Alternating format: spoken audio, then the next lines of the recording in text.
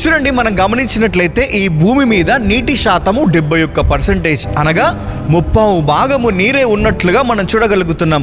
మరి ఈ 1/4 ఉన్నటువంటి భూమి ఎలా కాపాడబడుతుంది, ఎలా రక్షించబడుతుంది?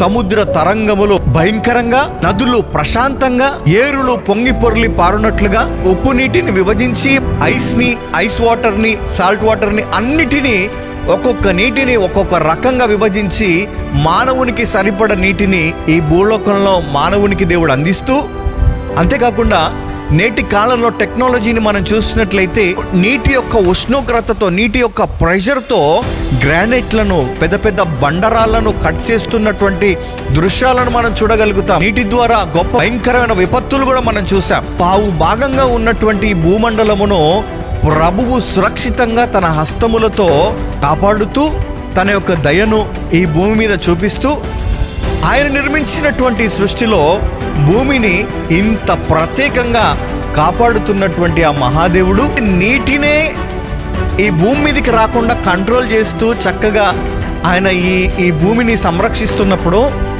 ఈరోజు ప్రభు యొక్క చేతులకు మనం వస్తే ఇంకా ఎంత అద్భుతమైన పాత్రగా ప్రభు వాడుకుంటాడో ఒక్కసారి ఆలోచించిద్దాం.